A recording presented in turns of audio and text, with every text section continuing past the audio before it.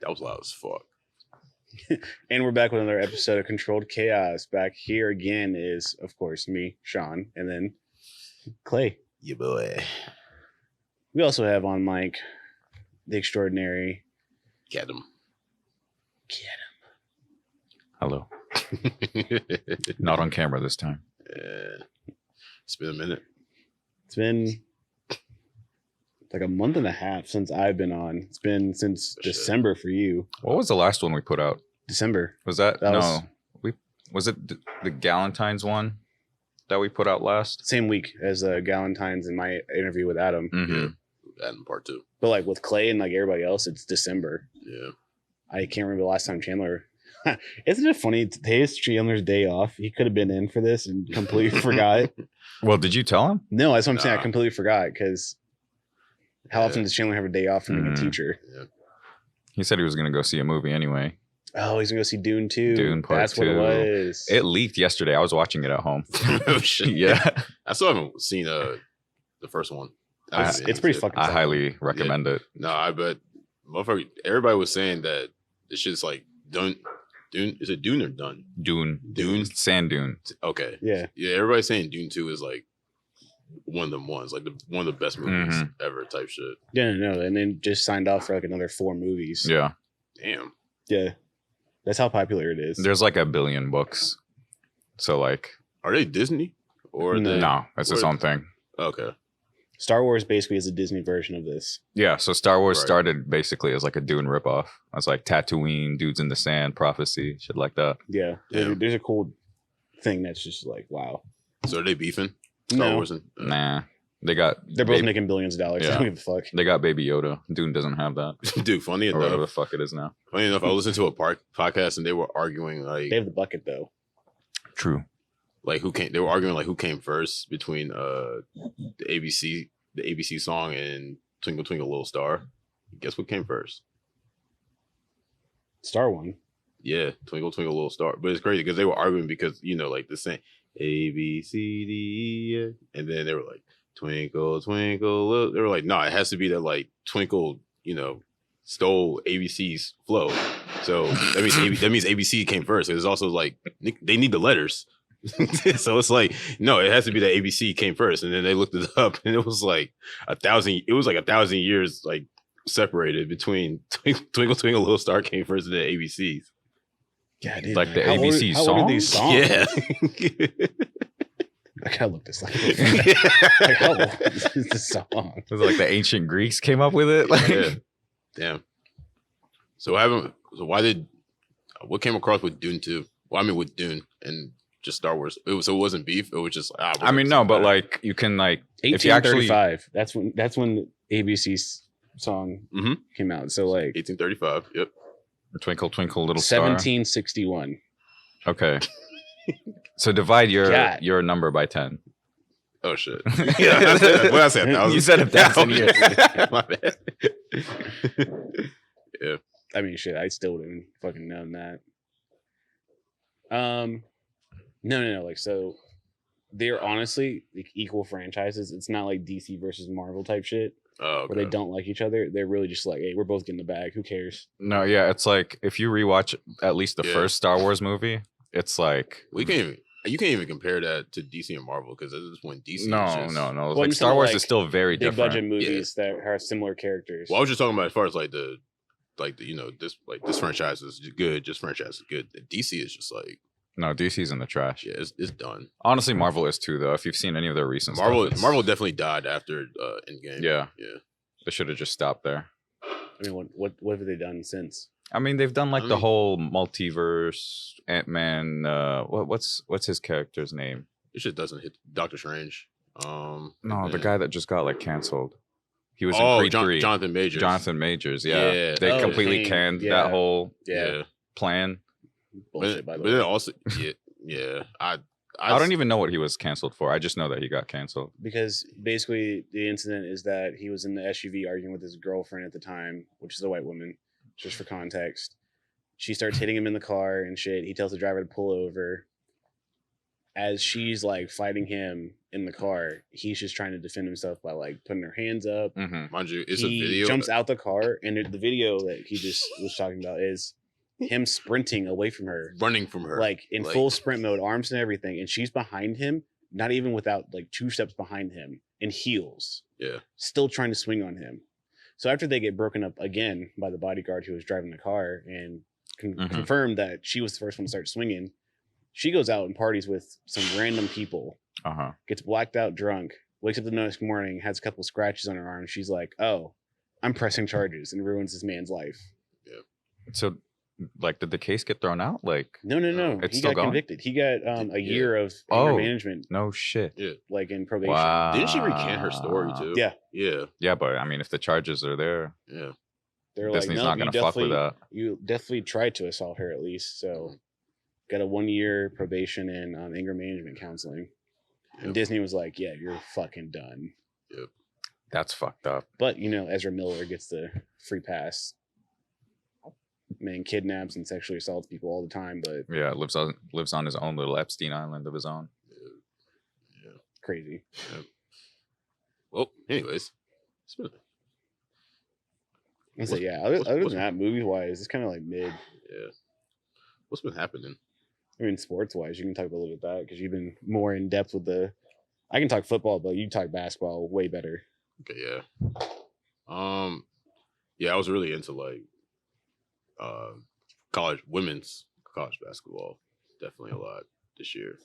And also just more as far as, I mean, still, you know, keeping up with just NBA, NFL and stuff, but just women's basketball, college women's basketball is definitely just, it's been like the talk for quite some time now. And this was definitely a great year for it. I feel like college has always been building momentum, especially with like for me, like really remembering women's college basketball is Brittany Griner yeah. and Baylor. Those 2 years, damn near, you know, Yeah. 64-1. Yeah, so that's the cool part about it, because I think it's kind of like it's almost going back to that era in a way, because now, because you know, at that time it was when you had before Brittany Griner, I mean, it was Yeah, old girl from Notre Dame. It's beautiful. Skylar Diggins. Yeah, But even before then, there was you had UConn that was just running through it. dogs. Yeah, and they set the record for most consecutive.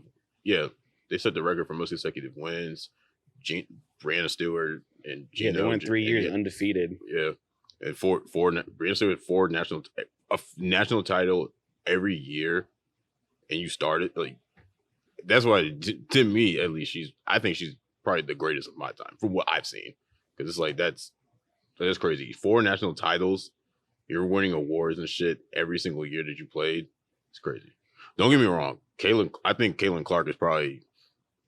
I think she's definitely the best talent wise and just like best like box office that we've had since I'd say Johnny Manziel. I think. I mean, Unless I'm missing somebody in between that time frame, I think that like you talking about the just sell show? that just like sells tickets that for just the show? like they on like, oh shit, all right, he played today. Guy had the game on. That's what it felt like with Caitlin Clark. I mean, there's a couple guys that come to my mind, which is like Cam Newton, especially after beat Bama in week 8. Like that kind of solidified that shit, and he went on to win the Heisman and national title. Like that was a game changing moment in sports, just like Johnny Manziel. Yeah. No, yeah. So to me, I look at it as like, well, she was a part of really great teams, which is why they had such a successful run. But to me, it's like I know Caitlin Clark and only Caitlin Clark on that team. Yeah. And her stats seem insane. And the fact that she's shooting the ball so well Yeah. that she's out shooting men. Yeah. To me, the only person that can compete against men is someone as aggressive and big as Brittany Griner. So I look at it as like, well, she might be the best women's college player we've ever seen or will see as of right now. Mm. I mean, the girl from South Carolina was also pretty good. You saying Brittany Griner is over Caitlin Clark? Or No, Caitlin is Clark, over- yeah, Brittany yeah. Griner, then girl from UConn. Just because like Brittany Stewart, yeah. both of them had nobodies on their team. Yeah. Like I can't name a single person from another person's team. Mhm. But UConn, like that team itself, I'm pretty sure that whole starting lineup went to WNBA. Yeah. But even just outside of Caitlin Clark, I mean, this year you had, again, it felt like that era back in when it was just, you knew a lot of, just women's college basketball players. Because now it's like, yeah, we're talking about Caitlin Clark, but we're also talking about Juju Watkins, Paige Buchers, Camilla Grosso. Two girls from Virginia Tech as well. I mean, yeah, what had a deep run at the Cameron Brink from Stanford and shit. Like, yeah, you're talking Angel Reese, LSU and shit.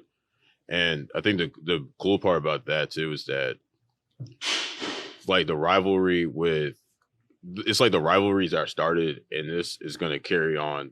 These stories are going to carry on to the WNBA. So now it's like everybody's just waiting and can't wait to see like what's next. So it's like we got Clark versus Angel twice in college, and they split 1-1. That's like, all right, bet. Now they're taking it to the WNBA. So yeah, I saw someone basically state that the way to college women's sports is now, like with basketball, they finally have arrived to the point where the storylines are going to the pros. Yeah. Which creates more attention to the game. Like the national championship, I didn't watch it because I completely forgot. But it had 18.3 million people watching it, which is more than any game besides the Super Bowl or the national championship for football. You know what's even crazier? Again, this is why like Caitlin Clark is dog. They're already. So it's obvious that the team that's drafting her, the Indiana Fever, they're obviously drafting her number 1, and I think their opening season game is an away game, and I forgot which team it is that they're playing, but that team said they're already anticipating to move that game into basically an NBA arena to anticipate the crowd, because what's the size difference between the stadiums? I don't know exactly. I have to look. Because like I know Castle Coliseum is like 30,000. I don't know. I don't want to like throw off like some stupid number. I know it was like in the low, like maybe like, I don't know, in between like the 10K, 15K or so for attendance for just the regular WNBA stadium. And they're like, no, we're gonna have to move this shit to like, this has gotta be like an arena, because everybody's gonna want to see this shit. And yeah, the views for her first game is probably going to skyrocket as well too, because it's kind of like LeBron in high school when they had to move it to like the bigger Coliseum because his high school couldn't hold it. Even for Iowa's that preseason game that they had where they did it on the football field, even that shit had like 40K people in attendance. Mm-hmm. So like just like the volleyball game with the Wisconsin, they moved it to the football stadium. They sold out like 72,000 plus seats, and it's like that's the biggest crowd. Duh, of course. Right. You get 2-time national champion for volleyball. Yeah. Women's sports itself is just taken off. Yeah, and I love how a lot of them are marketable in their own way. Mm-hmm. I think that's why I love Angel Reese a lot, because it's just she's made it to where she can be herself, and made it to where like we love that you're yourself, and we want to be able to market you like no matter what. Like is she the I don't think, I mean, I'm not saying that she's not good. I think she's a great player, but to me on that team, Flajane Johnson's the best player. Yeah, hands down. But Angel Reese, her personality carried, yeah. But she's still also like, I mean, but don't get me wrong, like she's still a dog. Like she was still, I think she was still SEC. She was still like SEC Player of the Year 2 times in a row, Defensive Player of the Year and shit. So like, she got it. But I do think that her personality is what definitely is made her to where she's a lot very like talked about and stuff. I just think that the only thing that I didn't like is just kind of like how she responded just after the L. I mean, I think she has a bad sense of response when it comes to anything she's faced. You can go back to the first time where I was like, I really don't like her. It's when she said she didn't want to go to the White House to meet Joe Biden and Jill Biden after winning the national championship because Jill Biden invited the losers to the White House as well. And she's like, I want to go there and be that. And she doesn't even watch basketball. And it's like, just shut up. Just shut up and go. It's a 10-minute ceremony. You get another award from the president. You shake hands, get the fuck out. Like we didn't need the commentary. It didn't do anything. All it did was make you look stupid. And then you go to her preseason and beginning of the season antics with she's in Miami, she's in New York, she's in Bali for fashion shows and shit. Meanwhile, she's missing classes, her team's in practice, and her team's losing games. Yeah, she let that shit go to her head, and then she's like, "Well, I'm a villain. Fuck everybody." And it's like, okay, cool. Girl boss. I like it. Yeah. If you're gonna be the villain, play the villain. No, yeah. So you can't lose not the national championship. She lost the national semifinal. Yeah, they lost in the final. Crying. Yeah. Fuck out of here. They lost in the Elite Eight, yeah. But yeah, because that's where I was like, everybody was on your side because you doubled down on who you are and that you don't give a fuck what anybody thinks about you. And so it's like when you set yourself when you're a national champion or just a champion in general, you set yourself at a standard to where like, all right, yeah, this is a standard, and that you have to realize that yeah, some people are gonna like you, but then it's also gonna be a lot of motherfuckers that are gonna hate you. Yep. And that, they're gonna be preying on your downfall every day. And it's definitely a lot harder because it's a lot more things that will be said to you as a Black woman playing a sport. Right. So it's different. I understand that, it's hard and that shit can get to you. Like, I get that. But then at the same time, it's like you can't show a kind of weakness to the racist and the racist and sexist white people that is out there, because that's just showing like that they feel like, okay, they got to you, that means that they won. Like, you're literally giving us the reaction that we wanted.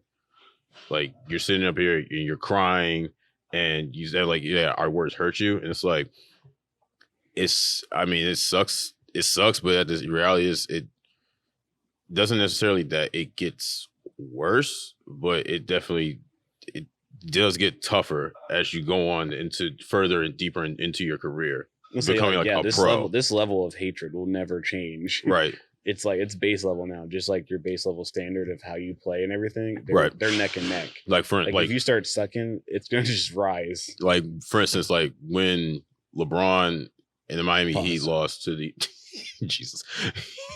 when Miami Heat lost to Dirk, Dallas Mavericks in the finals, and Bron literally got on this podium and said, at the end of the day, y'all that are, hating on me and pray for this, y'all gotta wake up tomorrow and y'all gotta clock in for y'all 9 to 5 and go on, like, live your life the same way it was today. Like, I get to try again and you're still broke.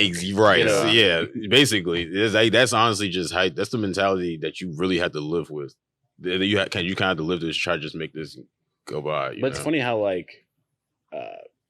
how story time and cinematic US sports are, but then like you go to international, it's like soccer. Like, no one does that shit. Nothing. I mean, bro, like you could say Henry Kane, so and so, Ronaldo, Messi, whoever. They're in a heated battle of the players themselves don't really partake. They don't give a fuck. The fans do. The fans do. They live and die. They live and die by it. But like the they have better PR departments over there. Yeah, because I mean, like, here, it's heated debates between, LeBron and Steph or LeBron and KD, but over there it's live or die, Messi versus Ronaldo. Like, they'll be at the house kicking it with their kids, like on a play date. Yeah, like, it's some on site type shit. It's different. And then also, even then, a lot of them are overseas. They're definitely a lot more private than it is. Yeah, shit. Like, you don't, even now with Ohtani, you don't know shit about Ohtani, like, at all. Because they talked about just like how private he was when they came to him signing with the Dodgers and shit, and how like the Dodgers didn't even know that he was signing with them until like an hour before. Like, it was. I feel like it's also just the maturity level changing from generation to generation. Like, back then it's like they would sign something and be like, "Hey man, I made this. You make this? No, right? I'm making it." Yeah. Now it's kind of like everybody knows you're getting a bag. They don't really care about the specific number, and they won't go out and buy 6 houses anymore. Like they'll be exactly the same. Yeah. I think it's also like the sentiment among younger people has been very much against the wealthy more recently. So Try to seem as normal as possible. yeah, so someone from that age bracket getting big, they don't want to, they don't want to walk around with like gold Thanos glove. You know what I mean? Yeah. It makes sense. Yeah. Like but they're the most dangerous because they're like investing in some like crazy shit. Yeah. So when they'll come out like they made Trevor Lawrence with that. Yeah. The one that actually went under, like that's what his signing bonus was in. So that's like 16 million. Yeah. Just gone. Yeah. So what are your thoughts on with the NIL? I mean, I think it's good. I also think it's partially bad.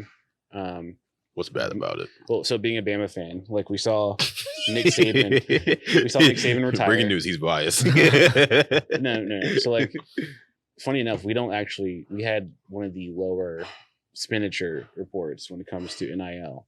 We didn't need to. You came to Bama to win and go to NFL. Then you got your money, right? We had a player get offered $10 million and he dipped as soon as Saban retired, right? We also had a player who same cycle. Saban retires. A week later, he transfers back to Iowa, right? This is our offensive tackle, and that's where he's from, is Iowa. When he gets there, he signs a $300,000 NIL deal, cashes that check, and he's already transferring back to Bama. He says that's out the spring. That's the bad about it, is that there's no rules. You can give players as much money as you want. There's no stipulations attached to it. Doesn't matter how long it's for. It doesn't matter where they transfer, how many times they transfer. So like they're actually saying that like this spring, when spring games are over, we're gonna see this crazy switch up, kind of like dream teams start getting built. Is it the same rules is it different rules from like football and basketball? Or is it all just like the same rules and shit? It's all the same. So University of Virginia and Tennessee filed a lawsuit against the NCAA. Of course it's Virginia. Of course. Yeah. It's not like they're bringing in a 5-star recruit anyway, but like they went into this court case and he actually ended up winning. And the judge was like, yeah, NCAA can't hold you to shit. They have no power. So it's just made it free will for everybody. Right. Which again, it's really cool because you can actually see players now have the choice to go play with a high school teammate in a state closer or to a good program. Yeah. And coaches are able to now fill spots better without having to go through some deep recruiting process. But what it also does is it makes you feel like you're buying players. Like you're walking around like, I like this guy from Iowa. I like this guy from Tennessee. I like this guy from Michigan. And you're building a team that way versus them coming to you and kind of investing in the program. Right. I would rather them be a collective bargaining agreement. So like, let's say you go to the SEC, right off the bat, you're making $60,000 a year. Right? Everybody's making $60,000 a year. From that point forward, you can negotiate a different deal with like McDonald's, Cane's, whatever it may be, Beats. That way you have star players getting the money that they should be getting. I do like but everyone else gets a base level. That way you're like, if I'm in the SEC, I'm getting this amount of money. If I go to the Big Ten, I'm getting $50,000. I do like the brand. I'm going to go to the SEC because I'm getting $15,000 more. I do like the brand endorsement getting involved in it. I do really like that. Yeah. Because it's definitely like some smart, like a lot of guys can be able to express their personality with the brands that they're signing with and stuff. Yeah, and like the car dealerships, it's pretty cool with cars because it's, cars are a fairly expensive thing and they stay on your credit for a very long time. To just get a free car, because an alumni owns a car dealership or two. Yeah, that's pretty cool.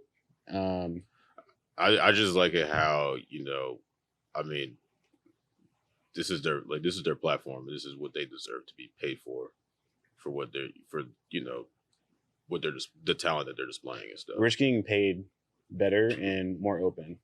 Like I said, like with my scholarship money, like the money I got back each semester, like it depended on how I did on the field, how I did in the classroom. Incentives, how much peanut butter you ate. Yeah, I mean, like that's part of it. So like when you go through your testing for everything, like you can get money taken away. Like that's so there's this thing. It's these coaching meetings you have at the end of the semester, and it's where you find out if you're still on the team because you get kicked off. Like they don't give a fuck. They can kick you off. They can have you say like you need to transfer because we're not going to use your position anymore. They could drop your scholarship. it's like less money. You can get more money out of your scholarship, which thankfully like mine increased the longer I was there, and because I did better and better. Mhm. And so like my very first check was like $2,200. Mm-hmm. I'm an 18-year-old freshman in college. $2,200 in my pocket right off Yeah. the bat. That shit's sweet. We But pop then, like, bottles. Yeah, like junior year. One bottle. Junior year. So like this is when I'm like, is it junior? Yeah, it's junior year going into senior. I got dropped to like a $5,200 check one semester, and nigga, that shit. Most of it went to buying Ashland's ring. But like, I like my room and board and everything's covered. Like all I had to do is pay for gas. No investments, no savings, no nothing. Just I mean, I still had like I had an internship. I was Repairs for getting the paid Lancer. Did you have the Lancer at that point still? in college. No, Oh, okay. I had my Jeep around that time. Mm. I didn't have a car the first 2 years. Oh, My mom okay. wouldn't let me have a car. This same Jeep you're driving? No, the black Jeep I had before. Okay. This is Ashland's Jeep. Okay. Oh, yeah. True. No, yeah, my mom didn't want me going to parties and not focusing on shit. So I just rode with other people to not focus on shit. But yeah, like getting that kind of check, like so again, like those meetings, you would line up outside of the coach's door at a certain time, like your position group or Mhm. whatever recruiting class, and you're just like, man, you might see some niggas come out in tears. You might see them come out like Ghostface. Some might come out and be like, yes. Some might just be like, it's cool. Like I'm still on the team. I got a little bit of money, but like if you're the person who goes in and you get a bag at that time, which is like that $15 check, Yeah. because you're getting your scholarship increase, you know It's that like- someone got cut in order for you to get that money. it's like the gates. It's like heaven or hell. Because it's not like a position coach. You're meeting with the head coach. Yeah. So he might not even know your name for it, to be honest. Because like we run 150 plus kids. Mm-hmm. Like maybe 20 of those are like walk-ons that like they don't earn shit, but like they learn if they're going to still be able to practice with us or not. Yeah. But then like everybody else is kind of like, do I keep my scholarship? Do I get to keep? Can I keep playing the football? And it's like, yes. You made it. Damn. Yeah, no, it's sick because like we be throwing parties and shit. The ones that stay home, like what happened. Yeah. It's kind of like NFL cut days. Like when you get that phone call, and you have to come back to the facility, bring your playbook. It's like, oh, you're gone. They tell you to bring your playbook, you're gone. Yeah. It's also just crazy to see it now that it just the way, like, again, just everybody just school hopping, and that,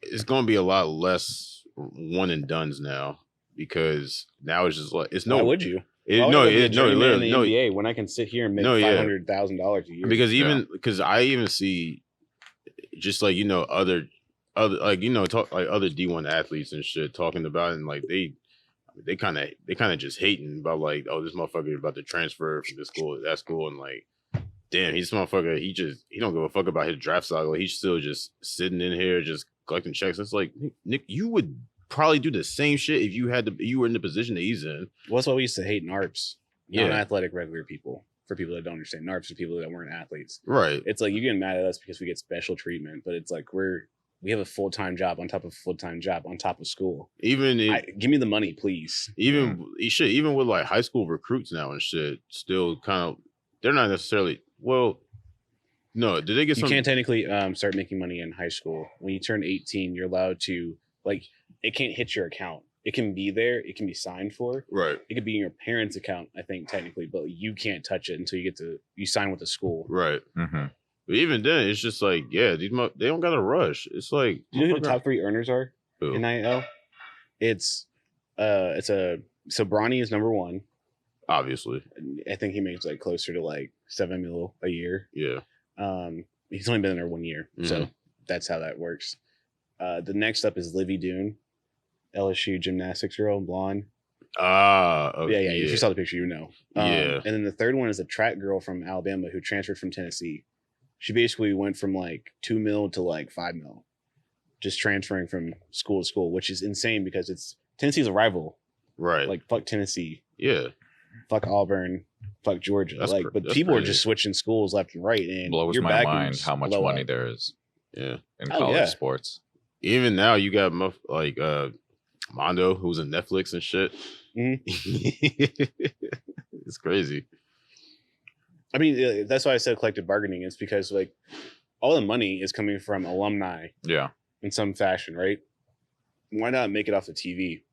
Like, Yeah. fuck these networks. Like, Yeah. if SEC has ABC Network sponsoring, they can pay every single player a set salary, and any extra is just on their own merit. Yeah. That way, you don't feel like you have to pay for a kid to come to school. It's like this kid wants to play for the SEC to get the guaranteed money, play in front of this section in order to earn the right to have Chick-fil-A sponsor their shit. Yeah.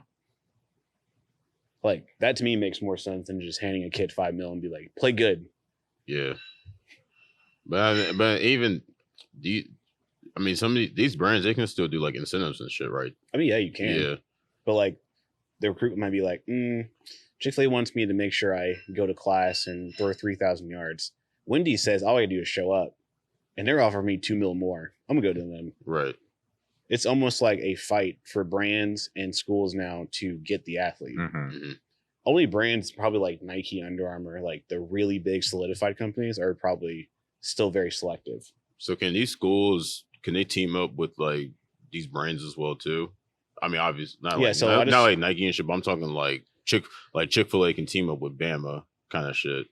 Kind of. So like a lot of the schools now have the what do they call it? Like a marketing firm attached to their facilities now, to where now the marketing firm, which is a separate entity, just renting space on campus, can control all the NIL deals. Mm-hmm. Now the school, because it's a court case, now the school can walk in and be like, hey, so we want to make sure this kid, and this kid gets NIL money. Make it happen. The NIL people that are there are just like, say less. How much do you need? And they can go directly to the kid now. There's no more, because it used to be that the school could have no contact with the brands and stuff. Yeah. The school can't be like, offer him or how much is he getting? But you know what they're saying now, like the reason why Saban left was because he can't compete with that shit. Because he said now it's it's the joke that's like it's fair game now. You can't bribe anymore. I'll say this. So man coached for almost 20 years, right? Yeah. And in his last 5 years, which is how long NIL's been around, he's had some of the top earners on his team. Mm-hmm. He's also had the number one recruiting class for all 5 of those years. Mm. He's also been in the playoffs for all 5 of those years. I don't think he needed the money because we, as a collective, they didn't spend a lot of money. Right. But like BMW gave Bryce a bag. State Farm gave Bryce a bag. Yeah. Like that was one of the first $1 million+ earners in NIL was Bryce Young. Shit. I mean, something that Nick Saban said is like, it's actually harder now because now instead of just being awake from 6 a.m. to 7 p.m. doing his normal coaching duties and talking to recruits, he has to be able to stay up even later to talk to brands. Nigga's 76 years old. You want your grandpa having to fly across the country to talk to Wendy's to make sure a player signs? No, I'd retire too.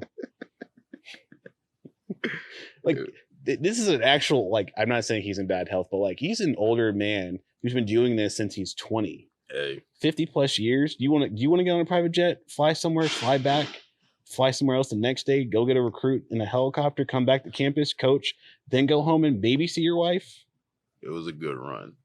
I'm tired. Honestly, I'm saying it was a good run. I think our staff is fine. Like the dude seems like he's running everything great. We still have a number 1 recruiting class. But I just don't. I think it's just it's interesting to see because again, I don't think any team. I don't think it's going to be to where like it's clear and cut that this team is going to be dominant for years. In all across sports, I think it actually will be. Think so? I think it'll be like 5 teams from Big Ten and SEC, same ones, because the alumni and the people who are giving money are not going to let their team fall to the wayside. Well, just to think the way I see it though is like UNC. Jordan's not going to let UNC fall down. But I see that. But the way I see it too is just like it's college. It's on average you're getting 4 years to do this shit. So you're gonna make the most out. At this point, you're gonna make the most out of your opportunity, whether it be money. At this point, it's just gonna be money. So it's like if I got a certain amount of talent to where no matter what I do, I'm still going to the league. Yeah, I'm gonna milk this NIL shit for as long as I can and just have 4 years of half-assing, C's get degrees for my fucking classes and then still just playing and getting paid for it. Yeah. And then at this point, it's like, I don't give a fuck if I don't win a championship. No, I think they still do just for their draft stock. That's why they won't like half-ass and like, let's say Texas is offering you and Louisville's offering you. You know that you can make more money at Louisville being a star. Yeah, but like you still probably want to go to Texas. No, I think it definitely does. It definitely depends on the program. Yeah, because I mean, shit. Like, that's what I'm saying. It's gonna be the big schools. They're still gonna stay big. Because I mean, fucking UConn just back to back. So like, they're gonna be dominant. Yeah, but until that coach leaves, they're gonna be dominant. Right. So yeah, because he's definitely about to probably have some. He's probably gonna fuck around, have like some crazy transfers in the next year, or maybe he. I mean, I don't know. Maybe he has a couple. I feel like transfers in basketball don't work out. Like football is completely different. But like basketball, I feel like you can't really transfer into another culture, team, skill set. I mean, I think depending on the program, I think going from like, the smaller D1 schools to like the big name program, yeah, it does work. Because I mean, DJ Burns, like, he went to fucking Winthrop, yeah, and then transferred to Louisville. And I mean, now look at him. He was one of the faces of the tournament this year. Ended up getting, he was very, very dominant they were very dominant winning the ACC tournament, and then got to the Final Four, and he was a fucking force. That's what I'm saying. He ended up getting a couple. I'm pretty sure he ended up during that run. He got a couple brand endorsements. Oh yeah, no, I saw him because he got like Canes. After beat Duke, I saw. Yeah, he was getting all kinds of shit. So, I say it's kind of rare. Like it's only he's the only one to come to mind after you said it. Right. I remember he did come from somewhere before he went to NC State. Yeah. What was it? Caleb Love from UNC to Arizona. I mean, I think he's still just the same. I think it didn't really matter. It's the same caliber player. I mean, it's just like the girl from Haley didn't do shit with LSU. So and she's transferring again. So I think that was a bad transfer. I think she should have stayed at Louisville, because I think with LSU, she is not. So in Louisville, she was in a different situation to where it's just you have the free. You can look. You're a top recruit. You're a top prospect. You can score the ball. So really, just fucking score, and we'll hope to win games like that. Which they did. I mean, they made it to the tournament. It's just, I think Caitlin Clark is just her nemesis. She can't beat her. But at the same time, it's like, and she can't check her. But at the same time, nobody in fucking college basketball could check Caitlin Clark. Mm-hmm. Like, but also I think in her situation with LSU, she went from being number one option to being a game manager. Like, Kim Oakley was like, look, you're the point guard, just run the offense. Like, I don't need you to try to score. I don't need you to do a whole bunch of shit. I just need you to just run the offense. And so that happens a lot with a lot of like players that were, dominant, even going from like, you see it going from high school to college to where it's like they go from like, being the number one option to having the green light to where like I have to be a role player. Yeah, it's going to be fucking hard, especially when you go from getting the same amount, you go from getting like in between 15 to 20 shots a night to maybe you're lucky if you're sniffing 8 shots that night, and you gotta make the most out of your opportunities, especially her. She's like a volume scorer too. So yeah, it's gonna be fucking hard for me to be able to, get in rhythm, because that's the whole thing what everybody was saying. She never really looked comfortable the entire year. And it's kind of just like you kind of saw it with like Kim Mulkey, to where she's not really the kind of coach to really like develop like star players. She's kind of just that coach to where like she can just Tyronn Lue just like manages stars. She can literally just make it to where like just like your star players are going to win those games. And that's essentially what was happening, because I mean, you got Angel Reese, you got Flau'jae, like her star players are going to win her those games, not necessarily like her coaching or scheming. I mean, shit, you also, motherfucker, she had Brittany Griner. Like, yeah, you're gonna win. You're gonna win a lot of games with Brittany Griner. So yeah, I just think that Haley, it probably would have been better for her to just stay in Louisville. Well, we'll see where she goes next. Yeah, I think she goes to UConn. I'm not gonna lie. You think so? I think she rides the bandwagon. Like, she just wants to get the ship at this point. and be with a coach that knows how to do it.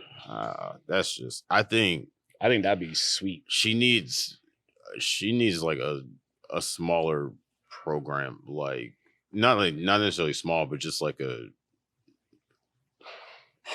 again, like Louisville, which is she needs another fit like Louisville, not necessarily like a championship kind of like, you know, you're going to those schools to win, essentially. Like you're going to LSU, you're going to UConn to win, you're going to LSU to win type shit.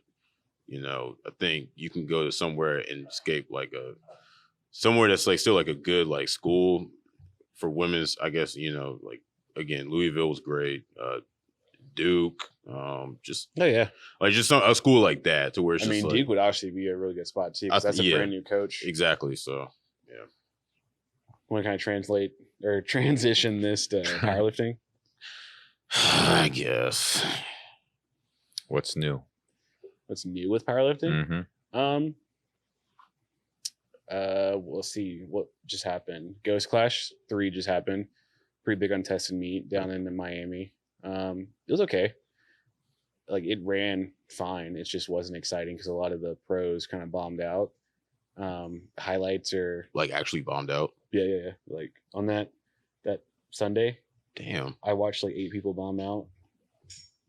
Like, which is a lot. Like actually like great, like, you know, like yeah, there was like a half of them failed on strength on squat.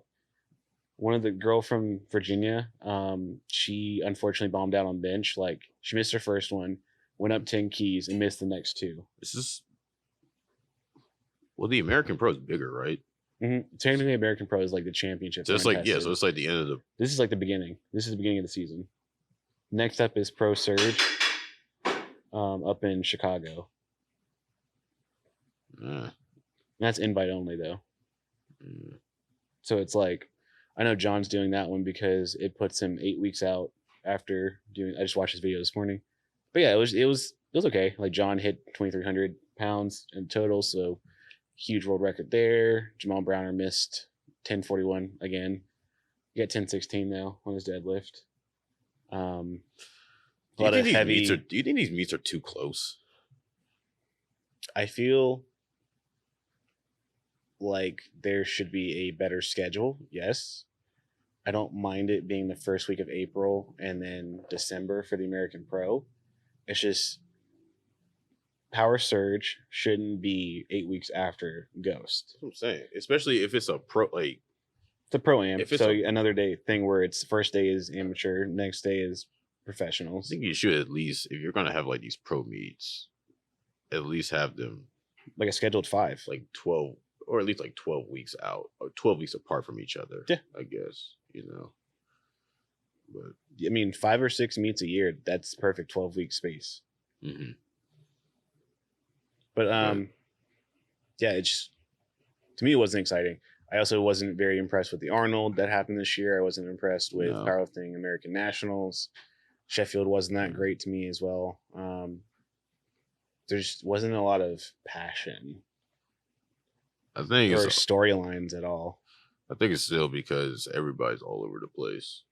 Because it's like you got some people that are. Well, I think it's because when it comes to Sheffield, which I mean, it's basically the same people that competed in last year's Sheffield, so it's not going to have. I think it was good that it was different winners this year.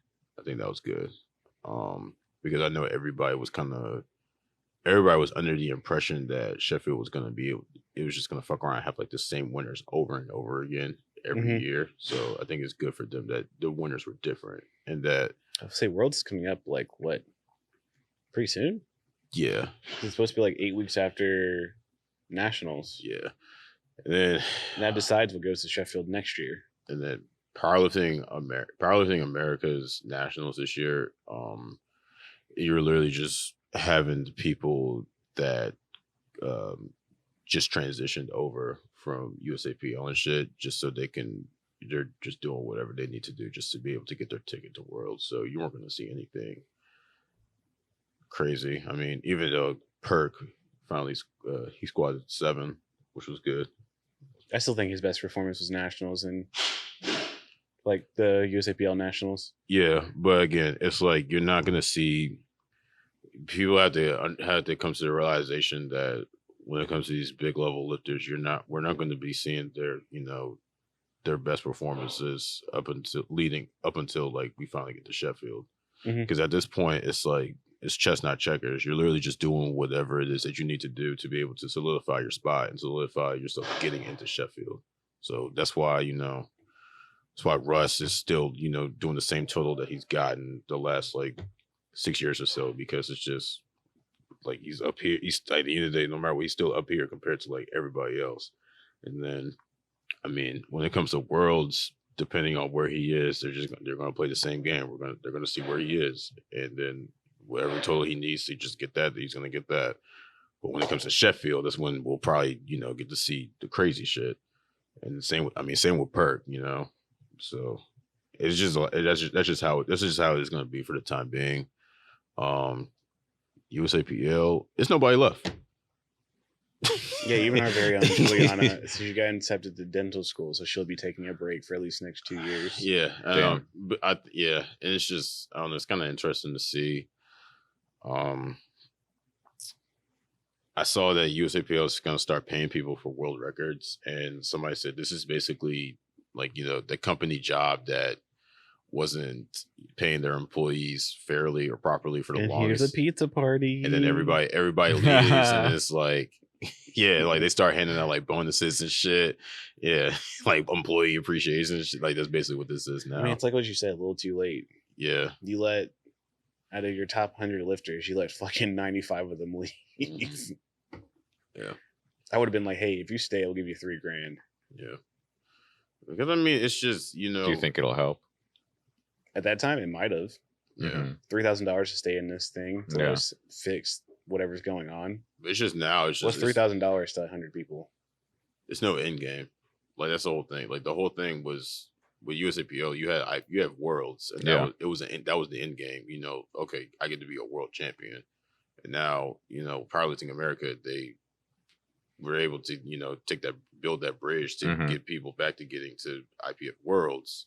And now on top of that, it's like now we have fucking Sheffield to where it's like this is the end all be all to where I can actually be like quote unquote the best, the king and queen. Yeah, so you have to have a roadmap, or else it doesn't make sense. Like why you're doing meets. Yeah, because now it's just like damn Raw Nationals literally holds no weight now. Like they can make it look as good as they want to, all they want, but it's just like it doesn't matter. It doesn't matter at that point. Yeah, there's no consequence to it. Nope.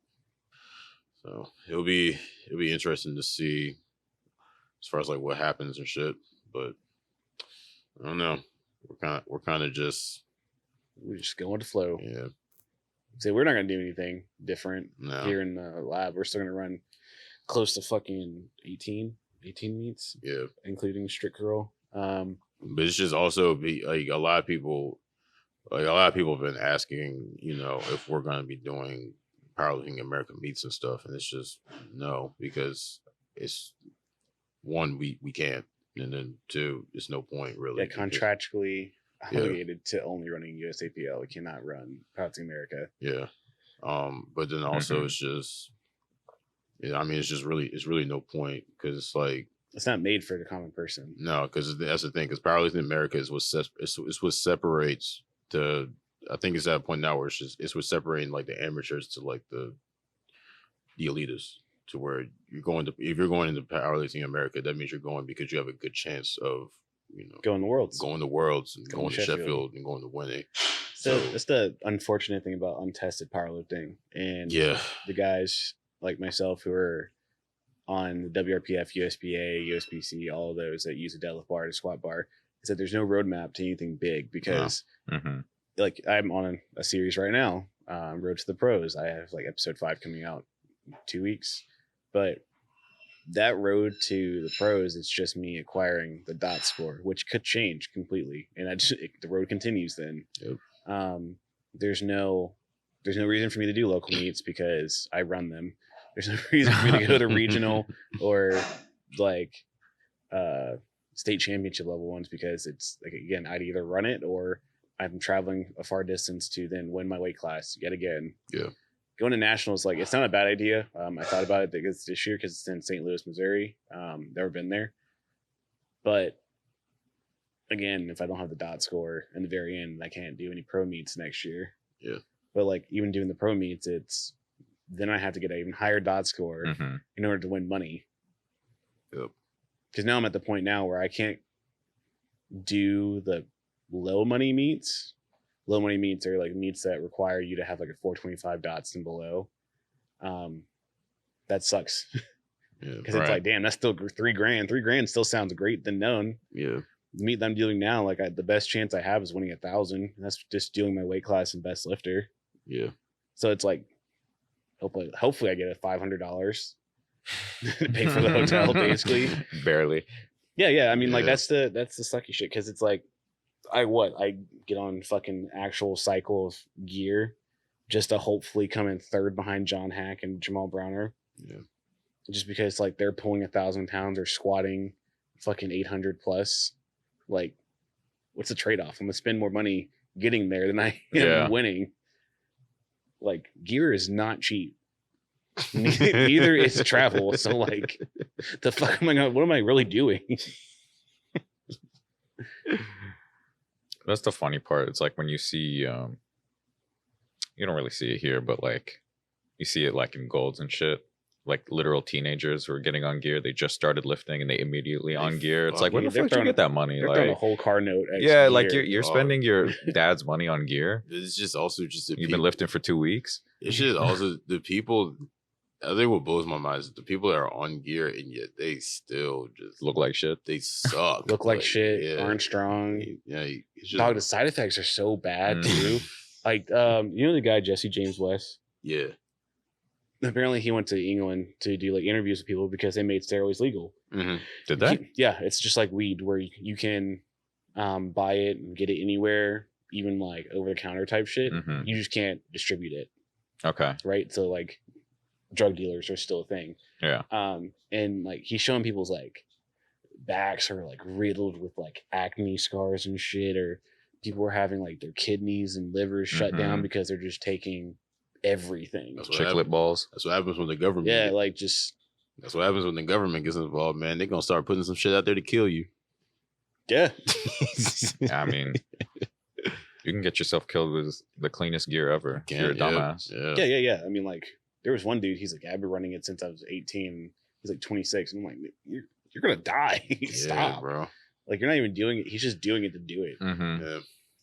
There was blows my mind. Yeah, there was this one kid I knew. Like he started lifting at like 16. By 17, he was on gear and he was like going hard. And he's like, I think he's like 24 now. He looks like he's pushing 40. It's the cloud, bro. Yeah. That advanced aging is a bitch. Because I think it's crazy because it's just us coming up, you know, all that shit was bad. Like we were taught and, you know, parented to where like that shit. Yeah. How close were you? How tempted were you at any point? I never was. Really? Well, I think we're closer now. Because it was, I think then. because it was also like more fear was put into me to do it than more good was put into me to do it. Because it was, because one, I was like, dog, you'll dig it little? Nah, I ain't doing that. Yeah. That's the main reason why you didn't. Nothing else mattered except for that. I think we're closer now because I mean, I guess now we could actually go out and use our own adult money to find and buy. Back then, it's like my dick could shrink. Yeah. I get big. Where do I even get the money from? How would I even get there? Mm-hmm. I gotta put a needle where? Yeah. But now but nowadays it's just you do whatever it is for. You do whatever it is for clout. Yeah. Whatever it is for brand deals, for you just hope you too many fitness influencers nowadays. Yeah. But it's like, I mean, I get it because again, shit is. See ya. Oh God, no.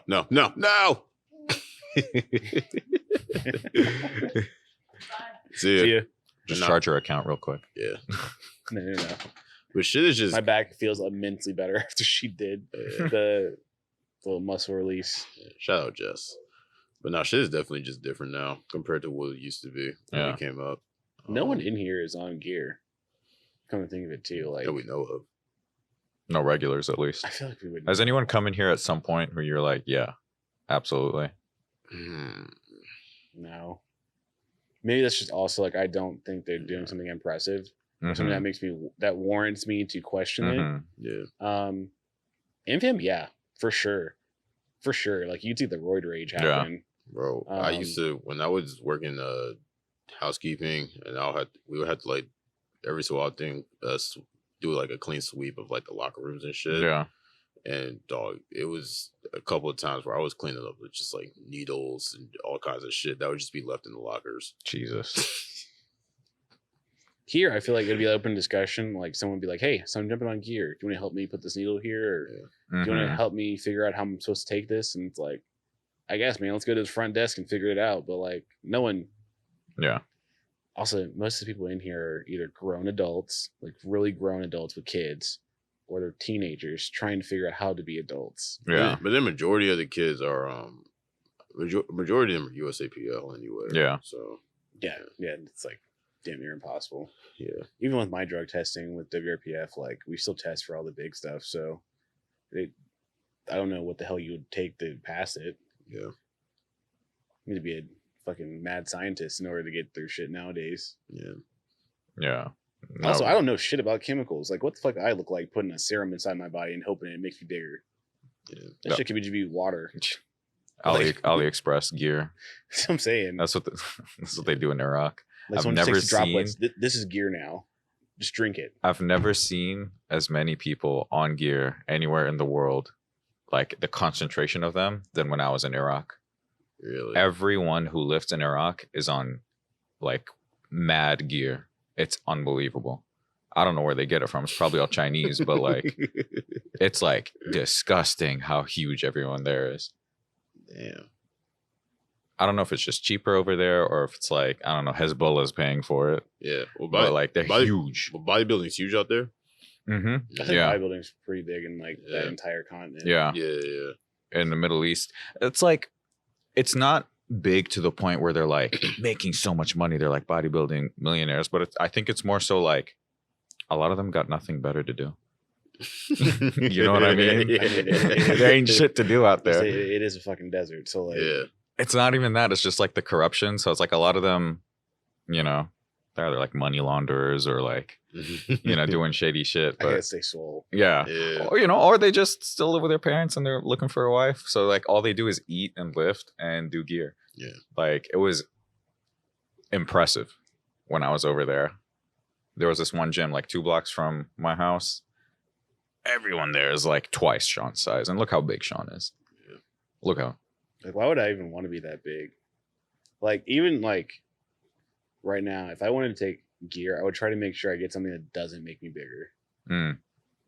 I already told you, like when I even feel like I'm hitting 280 and like weight, I feel like I can't breathe at night when I'm sleeping. Yeah. Like that shit's horrible. I can only imagine like climbing to the 300s with just muscle mass. Imagine a room doesn't move. Imagine a room full of gigantic Arab men struggling to breathe. That's what it was like. I think also as a powerlifter, the bigger you get, the more like adjustments you have to make as to how you're lifting. Because even with like me getting to the point, with me getting to the point where I was like, you know, floating in like the 200-pound range, It'll start to affect like your range of motion. So it was like making it very uncomfortable for like I had to like switch up my belt placement on a couple like for deadlifting because it was just get to a point where like my belt just felt super uncomfortable because like I got a fucking gut. Yeah. It's like that's why I'm just like fuck this, like 200 is the limit, man. I never want to get past this point ever. I never want to get to this point ever again because this shit is just uncomfortable. What was the heaviest you've ever been? I think 205. 205? Yeah. Okay. Dog, if I'm gonna take anything, give me Ozempic. let me get that diet pill for some shit. Yeah. You know, Ozempic is like single-handedly propping up Denmark's economy. Yeah. Like just from how many Americans are taking it. I mean, like so Ozempic's a semaglutide, so it basically just helps break down that free like fat storage. Mm-hmm. You can hear about it in me and Adam's podcast last time. We'll link in the next video. But it really just helps your body do exactly what it's supposed to be doing if you're eating right and doing shit. Because the people who stop taking it because they've lost a little weight, and they're like, "Oh, I'm here now." Yeah. They go right back, and Yeah. you can actually end up gaining more weight than you were before. No, but it's just like, because it's originally a diabetes medicine, isn't it? Yep. And now it's like a weight loss thing. Which that makes it go up in price Yeah. significantly already, which is already an expensive medicine. But I was reading like Denmark's GDP was like, if you deleted Ozempic, it would have gone down by like several percent to the point where it's like an issue. But with Ozempic, their GDP's gone like through the roof. Way to go, America. That's crazy. You know what I hate? I hate, just like a little rant here, Mm-hmm. the trend we are seeing with some of the younger lifters What's up? getting mad at everything and over analyzing shit and almost making the sport uncool. Like, I don't care that your toe twitched in the middle of the night last night, and that's why this RP8 went to RP9 in the middle of your second block of your third day when the eclipse is going on. No one gives a shit, dog. Like, just keep lifting. Mm-hmm. No one cares that, oh, my hand ripped, so I just had to take a break, and then I taped it and I went back to did my sets, but like I didn't do my entire set. I decided to put it back down and then do 2 more separate. And it's like, if you'd never told me that, my life would also still just be better. Like, why? I think that it's a new age. I think it's just it's just a difference between it's a difference between how the sport was introduced to us versus how it was introduced to them. Like before, I mean, because when you think about it, like they're getting into powerlifting with this gym, and that is something that we didn't have. Powerlifting was introduced to us. Is it our fault? We're part of the problem. No, we are definitely Yeah, part of the problem. like we give them premium equipment. Yeah. They will only usually see at a national level. We gave them more. We gave them more excuses to have for when they fail a lift. Okay. Because That too. Because it's like when you think about it, think about like what we were doing our preps on when we were back at AmFam. It was like we had that one we had the 2 hexagon power bars. mm-hmm. Lippy is a bitch, but they were just the best ones with the best grip. Yep. And then even it's crazy because like I was benching with Sam the other day, and we were on the life fitness bench, and I felt like I was about to fucking die on that thing because I mean, you've spotted from me on that, bro. Because that thing is the pad is so, not only is it so slick, but it's so small. Mm-hmm. And I felt my first set, I felt so imbalanced to where I felt like I was about to be like, oh shit. And then I did that, and I lost like I lost a little bit of balance. It's just I was like, fuck, I had to like readjust myself and then finish up. I have to clench my ass whenever I use that bench. Yeah, and then I'm sitting there thinking like, dog, we used to have to bench on this every day. Yeah, until I bought the fat pad. Yeah. I bought the fat pad. Yeah. But I think or that bench from downstairs that we put the bands on. Yeah. We like crisscrossed the bands around it and made sure it didn't go back downstairs. But I'm not saying that I'm not necessarily, siding with them like, oh, they just get like I understand because like things were probably I'm not going to say that I wouldn't act any different than I would have if I had this being introduced to me than it was then the time from what I had, with powerlifting getting introduced to me at AmFam.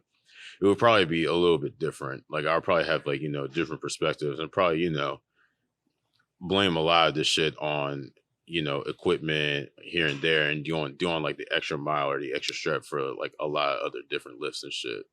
Because, coming here, and I've even said this before, that like this, this is a luxury. This is a luxury to a lot of people because it's like, when you come here, you want that, and it's, I mean, it's again, this is what we wanted. This is what we wanted to create for everybody. We wanted to be able to create to where you feel like you're competing. Mm-hmm. We got you the power bars. We got you the racks. We got you the kilos. We got you everything that you need for it to feel like you are stepping onto a platform meet day. So, but also even how we set up the meet, we set it up to where your warm-up room doesn't change. So if you are a member here and you're working out here your entire prep, You're right at you will home. walk home. You will walk into here, get the same rack that you were on, and you probably will have the best day of your life. Yeah. As opposed to going somewhere else and you're on a power rack in the middle of nowhere with iron plates. Like, Yeah. Yeah. I just, But is it really just the availability of the equipment that's causing this? Like, I feel like it's an attitude thing. no, Well, it's that- no, it that's what definitely comes is from it. because again, we're grateful just to have those power bars. we were, Mhm. because again, this shit, we started this as it was a hobby, Mm-hmm. but now to everybody, I mean, it's gotten to the point to where a lot of the younger kids that are in high school that aren't even playing. This is considered them playing the sport Okay. in high school. Yeah, this is their Like identity. they don't play football. Some of them, they don't play football, they don't play basketball, they don't play soccer, but they powerlift, and it's considered a sport to them. Mm-hmm. So this is, I'm starting here young. I have these ambitions, I have these dreams to where I want to be the best. I want to, like, these are the kids that are looking up to, shit. They're looking up to John Hack. They're looking up to Russ. They're looking up to Atwood. People made it a profession. Jesus. Yeah, Mm-hmm. because they want to be able to be, they want to grow up being a professional powerlifter. Because, I mean, shit, we have those now. Yeah. So that's what it is. That's just what it is. I mean, that's just part of the sport growing. I do feel like, and this is from an outsider's perspective, like, I feel like a lot of people take themselves too seriously. 100%. Yeah. Yeah. Like, way too seriously. Yeah. Like, Especially for it's the a caliber sport. that. It's a sport. It's a serious activity where Yeah. you have to focus and be locked in. And if you do have dreams and aspirations, you do need to focus on those. And like, let's say you have a competition coming up, you do want to do well on it, so your focus has to be there. Yeah. So there's a level of seriousness that's taken, but it's also like, bro, you go have 2 hours to lift these heavy circles and then go home. Yeah. 22 hours later, you can maybe do it again. Yeah. It's like, I feel like a lot of people make it their entire character. Yeah. Like the whole politics of the sport becomes their entire character. Like, Yep. I have to know so much that goes on, but at a certain point, like, I go home and I turn it off. Like, Mhm. I'll check in on big meets. I'll see if there's anything going on. Like, I have people who keep me informed. Like, I just can't have it be the only thing that my interests are in. Like, I have to keep up with sports. No, you could I have to go watch yeah. the newest movies. I have to keep playing, the Halo No, it's series yeah, or 'cause some it's- shit to get my mind off of it. It's a lot. It's starting to become a lot more people out there that don't have a life outside of powerlifting. Because it's like this, it's all they know. Right. It's what's all on their feed and stuff. And that's why That's- the littlest ass things will be blown out of proportion. Yeah, like, oh, my foot slipped on the carpet. Can you guys replace this? And it's like, no, get better shoes. I don't know. Like, I mean, I blow it off because, like, I'm having my old head moment where I'm like, dog, I literally am here from 7 a.m. until 7 p.m. sometimes. Yeah. I've worked out. I've trained people. I've fixed the toilets. I've signed people up, done whatever, emails and phone calls. I got my workout in. And you come in after sleeping in until 1 o'clock to come in here and whine because your foot slipped on the carpet. I will break your shit in half if you say anything else to me. Like, please shut the actual fuck up. Loosen the bolts on the rack. Yeah, like, you stripped the rack bolt, so now it's hard to screw the bench in. You know what? Good thing I have a replacement one because someone did it before you. Mm-hmm. Like, again, old head moment where it's just, god damn, like, come lift the weight and go the fuck home. I will say what blows me is that just doing the shit that that you can't even do on the platform. Like, for instance, How do you mean? Like squatting high and No, I'm talking about taking a block of chalk and rubbing it on the bench. Rubbing it on the bench. Oh, So I give you that stare, like, you're gonna clean that up, right? So for one, that literally ruined y'all. Some people that are, starting to complain about how, some of the benches here are a little too, they're starting to, be a little too slippery now. mm-hmm. Yeah, that is because people don't realize that rubbing the chalk on the bench is what's ruining the pad. Yeah, it's an abrasive, and the more you wipe it down, you're polishing the surface. That's Yes. weird. I don't slide though, ever. So I'm always like, what are you talking about? Like, specifically with that, like, thing, like, I never have pushed into any of these pads and felt like I was gonna slide, except for my Life Fitness basic economy bench over here. I think Like that leather is made to be slicking, like in a car. It's not made to be on fitness equipment. I think on maybe one I slide, but it's not to the point to where like, oh my god, I almost lost my life on this. Not to the point to where like it has actually like, you know, played that much of a factor. What? Have you used our benches? Mm-hmm. I found them fine, but I don't lift the kind of weights a lot of people in here do. Yeah. So I was wondering. But no, it's just shit like that. Like doing, you know, shit like that where you're wiping chalk on the benches. Because I would pay somebody to actually just try and do that here during a meet with Saber, because I would love to see take your his block chalk reaction, out there to the platform and do it. and I would love to see the reaction. Is there a rule he would against do. that?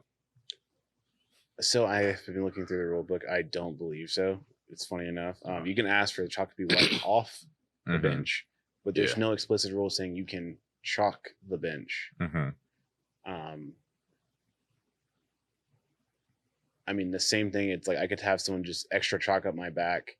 That way, when I lay down initially, I can rub as much as I can on the bench and then get into my position. Like, Yeah. I think that's probably the better way to do it. But at a local meet, yeah, I would not be surprised if someone has done that before, especially in the age of TikTok where people just think they can film anything and Yeah. do it. Like, I have you on film. It's like, yeah, you look like the dumbass. I don't.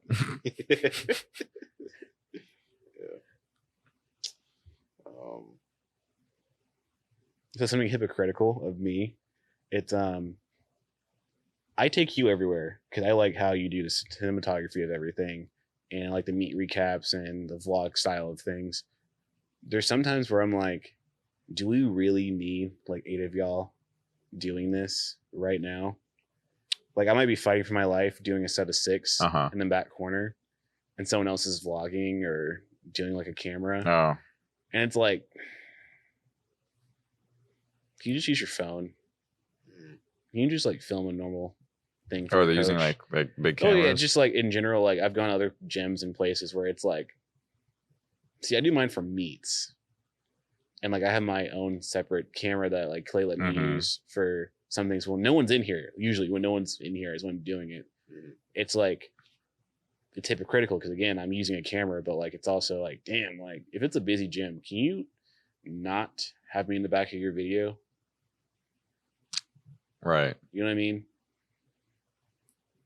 I guess it depends. Yeah. I don't know. Because Clay's really good at keeping people out of the back of my films and stuff, and like any film that we post on Instagram, like it's pretty much on the one person. But I've seen other videos and how people shoot things, and I'm just like, please, I'm really dying, and I look like a sweaty pig in the back of this shit. Like, you really don't need to vlog this. Right Some now. of those gyms are mad tiny though. Yeah. So it's like not even their fault. You haven't even seen some of the gyms because like you've had to go to work or you had an event yourself. You haven't traveled with us. Like, good gym. I like the gym a lot, but Unleashed. It's a very small gym. Yeah. At a certain point, from me to you, there could be someone with 2 cameras pointed at them. Yeah. And it's like, all right, dog, like, please get that shit out of here. Yeah, like, I mean, you're kind of just fighting for space in a place like that, so I wouldn't even blame them. But at the same time, you could just go outside. Yeah.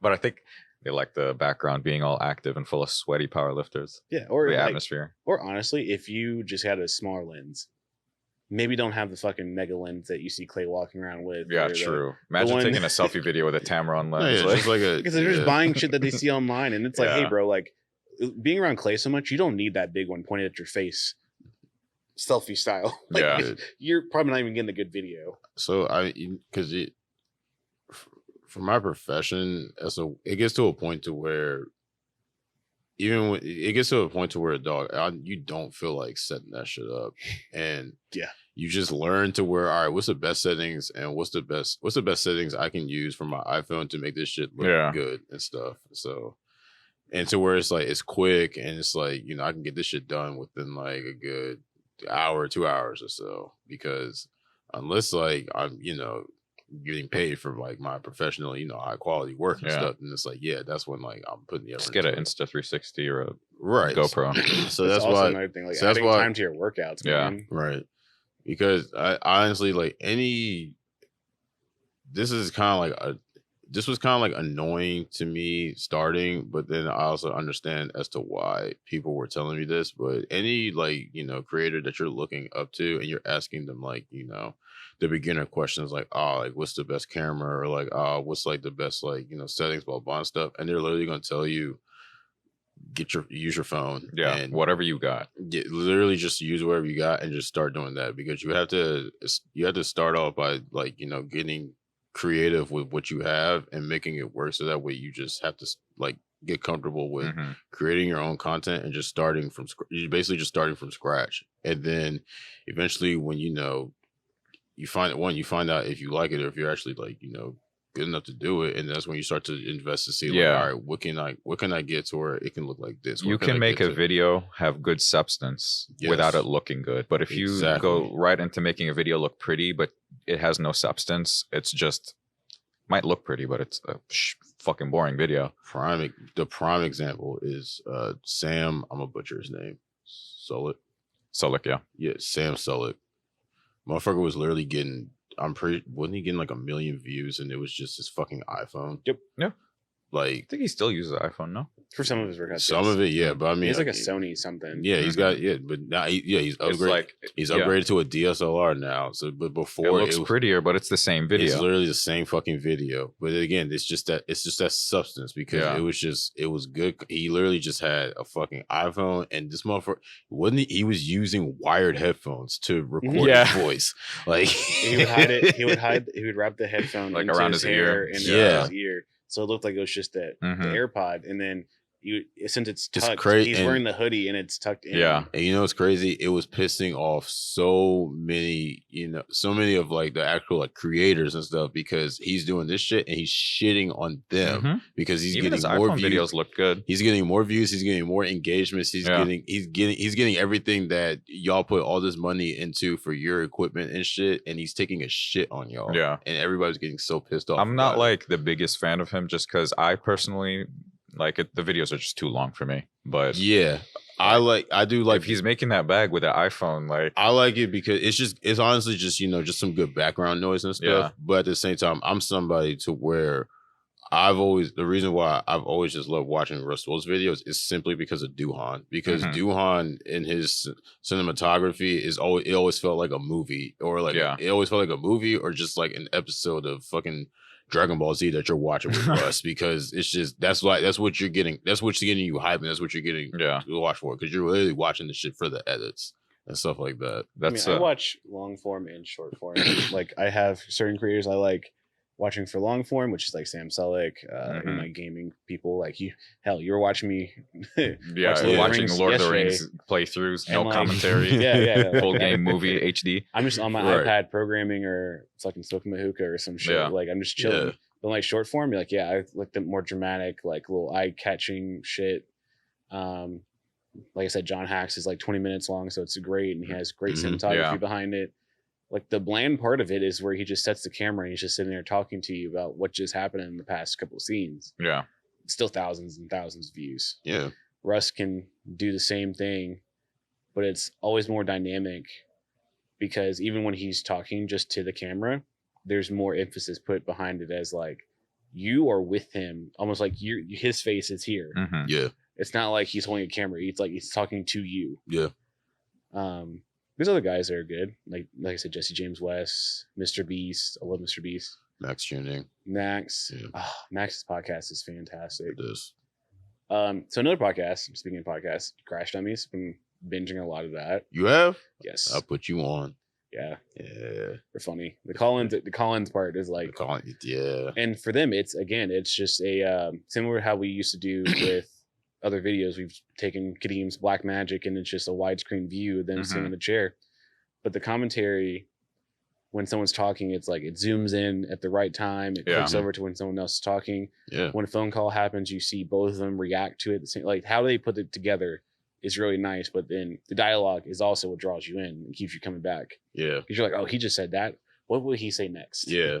And then it's funny because like they will get mad at each other for doing this shit, how quickly they get off topic, but then they're quick to they're quick to transition from like a different from like a different topic to like the next topic and shit. It's just like, wait, what the fuck were we just talking about? Oh yeah. Back to the original point kind of shit. It's just funny as shit doing like when they're doing stuff like that. I think it just flows better when you do that. Sometimes Yeah. it's good to have a structure to it, but free flowing is better. Yeah. I even like some of the like the new segments that they've been doing. Like they did the Valentine's Day edition. That shit was fucking hilarious. I just love the questions and answers. Yeah. Like, what are you doing? Taking $50 or sending your mom to jail? And it's like the people who talk, they pick the best people to say answers for. Man, good shit. I kind of want to do some of that stuff here. I thought about just having it like set up to where we just have like just actual mics and we just call like somebody up and just. I mean, you were doing that for a little bit. Yeah, you got a lot of attention. It's hard to put in and schedule. Yeah, because then the trend is not funny. So like we did one where we did two in like 1 week where Clay went around and asked everyone to finish a Drake lyric or a song, and then he added the song to like help the person who's watching it understand what the song is. Get copyright strike? No. It's just we never put it to light. Yeah. We had one where you were asking people, like a food item or something. Yeah. And it was funny. Like there was a couple that were funny responses, but like in the scope of what we were doing, it just didn't fit in our content. Like Clay's Valentine's Day one was on Valentine's Day. It was funny. Yeah. Clay did one about Spotify Wrapped, and that took off as well. So also what happened is that I do real estate photography, and that shit has been piping me the last like couple months or so to where like it gets to the point it's gotten to the point to where most of the week I'm literally just like some of the weeks I'm in here just to work out. Like I haven't had some days, like some weeks, like I don't even have to. It would be like a couple weeks or so too, where like Sean and I wouldn't even see each other throughout the week, or like Clay would pull in, eat breakfast, see you, man. Yeah, because like I would drop Laurel off at work, and then it's like, all right, I got an appointment at 9. It's like, all right, I go, and then I'm basically gone, like just out on the road for the entire day. And these, bro, Clay yesterday walks in and was like, "You got me for an hour," and I'm like, "All right, cool. Well, I'm just playing Clash of Clans. What's up?" And he's like, "Look at these houses." And one house was an hour and 15 minutes away. Dude. The next house, it would have taken him 52 minutes to get to the next house. From that house, it would have taken 45 minutes to get to the next house. And then they're all appointments that he has to meet the realtor or the assistant to take the pictures first. He can't just get them done and leave. Yeah. And so these are all in spaces where, like, if he leaves at the wrong time, he's hitting so much traffic either for breakfast, lunch, or dinner. Funny and crazy enough, after I finished my last house and I was on the way back, and it was an hour drive because I was out in where was I? You were in New Kent and then you went to West Point. Yeah. Literally by the wherever is it the Chesapeake Bay? It's near one of the rivers first. But yeah, literally on that. And so I was on the way home off on 64, and I got caught in traffic. It was a fucking accident. Oh yeah, the 18-wheeler fell on. Yeah, so tractor truck. Yeah, bro. Did you ever find out if that guy survived? Dog, the front of that shit, bro. It's probably no. R.I.P. You'll probably Google accident. I'm gonna go just say now. R.I.P. Man, because the way that front looked, it was yeah. Because it looked like he like swerved off and then just went into a tree. Like that shit's fucking totaled. Yeah. It's also like how I know my day has flown by. It's like if I see Clay in the morning and I blink and then he's back and it's like, oh shit, like you've been gone for a couple hours. But then it's just it makes the training days kind of hard too, because I'll just be so fucking tired and I'm just ready to just come in, speed through my workout, and just be ready to go the fuck home because I'm just ready to be home and just go to sleep. That's me too, because I have to wait now. Yeah, like before I can do something heavy and not fear failing or anything, but it's like at least Clay's at the front desk if I do need to yell help. Yeah. Now it's like it could be a ghost town, or it could be just people I don't trust to catch the weight. And I'm like, I'll wait. And then even on the days to where I've been off, I take that off day as I'm staying the fuck home. Like I don't want to leave the apartment. I don't want to leave the apartment. I'll still, because I'll still have, a couple of like a couple of projects here and there to work on. I'll just stay home to just do that, whether or not it's just like from a meet or just like doing a couple of media packages from a meet and stuff. Yeah, or that just Monday like after have a like meet, other stuff. everybody can kiss my ass. Yeah, no, I definitely got to the point to where if the meet coming up that weekend, I'm making sure I take off that Friday and I'm making sure I take off that Monday. So basically, I have like myself like a 4-day. Did you take May off yet? May? For my meet? No. You probably should do that because you don't have to drive up there for 24-hour weigh-ins. What meet are you doing? So May 18th is Hometown Barbell Spring Bash. Let me go ahead and do It's that now. Me, Jose, Kelvin, Jess, Tyler, and Leanna. Yeah, So like six people from Chaos are going to The go do dream this team. meet. Yeah, Where's this at? Frederick, Maryland. So Okay. 2 hours away, like 2 hours even. Instead of going to Manassas to the right, you go left. Mm-hmm. When is it? May 18th. 18th. Yeah, I'm going to do this now. Because we have Cinco de Mayo meet that first weekend. You get a week off, and then it's the meet. Yeah, that Monday after a meet, I try to take a break, but like there's certain things I have to get done, like usually mail off drug tests, have to deposit the money, I have to pay bills, I have to make sure the gym is clean to a certain point, and then I'll either dip for a couple hours if I don't have to train someone, or I will stay and then just take off like Tuesday or Wednesday. Mm-hmm. Just no matter what, I still have to work out, which sucks, but these with these. But What about you, Clay? When's your next competition? looking to do states, which will be Second week in November. Yeah, no, first The November. first? November 5th. November. Wait, let me double check.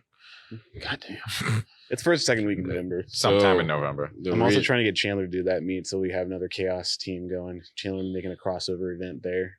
Going from WRPF to USAPL. Yes, November 8th. Yeah, still that first week. Yeah. So the reason, well, also I'm just contemplating is because, so my sister is getting married the end of that month. So I know it'll be like a couple weekends going into it to where she'll have some stuff planned. They checked the date because you also remember yeah. Winter Wrecker is at either the last weekend or the first weekend of December. It's in December, yeah. But Yeah. so it's just a matter of just like, just checking that. So, but yeah, it was either between that or I might just doing, I don't know, still debating either that or I might just doing the early one between, I think, anniversary, which is in October, which is fine because I just definitely want to avoid having to do another prep where I'm in a wedding because that, yeah, I never want to have to do that ever again. That was so stressful. I feel like prep in general is kind of stressful at a certain point. Like right now, I'm aware of my weight and aware the weights are moving, but it's like the stress is more so like, damn, gotta drive up to Maryland, gotta stay in a hotel. There's a lot of variables to that in my head, but it's less than getting on an airplane and flying to Atlanta for a meet. That was less. Yeah. But it's a ton going to Alabama. That shit sucked. Because that's me and Clay traveling to Atlanta, riding that like shuttle train to our gate, flying down to Pensacola, then driving an hour to Alabama because that was the closest airport. Why don't you just drive to Alabama? So it's like fucking 18 hours. How long did that take you? That 45-minute flight to Atlanta, hour and a half to Pensacola from Atlanta. Oh, I thought you said you drove to Atlanta for some reason. No. All right, I misheard you. Never Driving mind. to Atlanta is like 8 hours. Yeah. Yeah, it's not a bad drive until you get to Atlanta. I mean, Yeah. it's really fucking bad. Yes. when the highway goes from 2 lanes to like 10, 6. and then people start driving sideways, I'm done. Bro, that's how we were to DC. So like driving up to the Bear Cave, bro. Like we go to DC, it's 2 lanes. All of a sudden, it's split to 4, Dude. and I'm in the furthest left lane. All of a sudden, this car that looks like a Skittle. Like when I say Skittle, I mean like it's rainbows, got the graffiti and shit. All just flies by me on my passenger side. I kind of jerked the car because I'm like, oh shit, like they're about to hit us.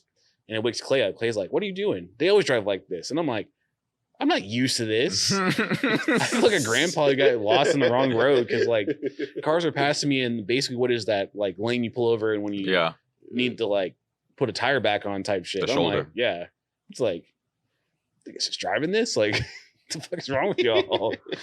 How did you learn to drive? Yeah. I'd rather drive in Atlanta than go to Maryland. Last time I went to Maryland was not so good. Atlanta, we just walked everywhere because like we took an Uber from the airport to the hotel we were competing at. Mhm. That's easy. Like walking around big cities is so much easier than trying to get shuttles and cars and stuff. Yeah. No, every time I was in Atlanta, I was in like the outer suburbs, like Marietta or Ackworth. So I had to drive all around, get on and off 85, 75 whenever I was going anywhere. And it was always a mission. That's what I don't want. Like I used to think, oh, Richmond drivers are bad, but now I'm very grateful to be here. Very grateful to be here. So I'm driving up to Frederick, Maryland. Jose is driving him, Leanna, Charlene, and them. I wonder how Jessica. I probably should have asked her because I was like, "Hey, like you don't have to drive by yourself." They're kind of lit. Should we address the elephant in the room? Where's Ryan? Oh, I was like, "There's another elephant in the room." Crazy. Well, Ryan first they know Chandler's is now. Yeah, Chandler. They know Chandler's. Yeah, so I mean, Chandler's been doing his thing. but I don't think we ever said that like Chandler's a teacher now. Yeah. So he's a school teacher. But I don't think we ever said that on here. No, there's always like Chandler's gone. No, he's gone. I mean, he's walked in on the last few. Yeah. But yeah, so Chandler is a teacher, a PE teacher, and now Ryan is A cop. well on his way. Technically, he's a. Don't make the joke. He is not a full-fledged cop yet. He's about to be in the academy, but yes. It's kind of like a running trend. So like everyone gets like a day job in between. I'm just kind of here. Yeah.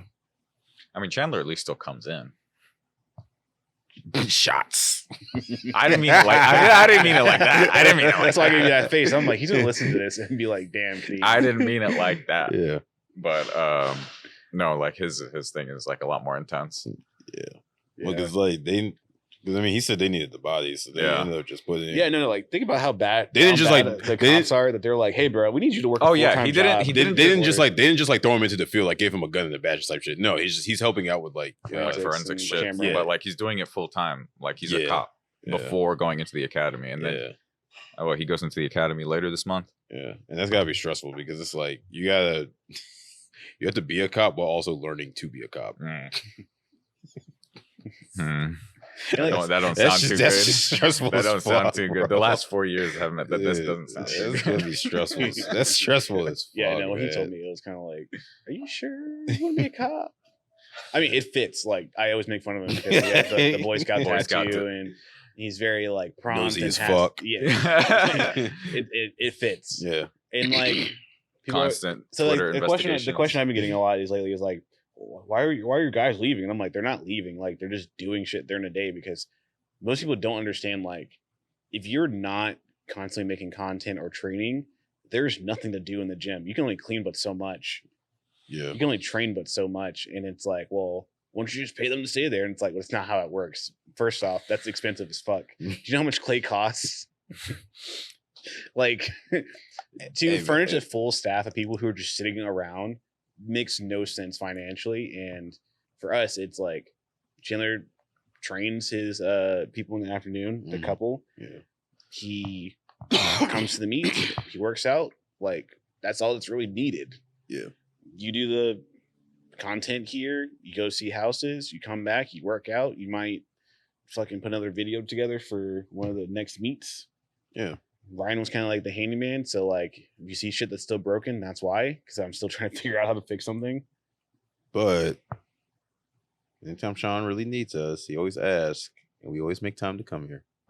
Yeah. I mean, I'm here almost. Ryan every was day. Ryan was it. Did I tell you about that? Like, so I told Ryan that you were gonna come get him. Right. That's the last thing I told Ryan that night. So I show up here. early as fuck before the meet, just like how I normally do.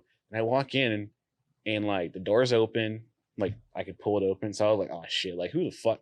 And as soon as I could say anything, Ryan's like, well. Yeah.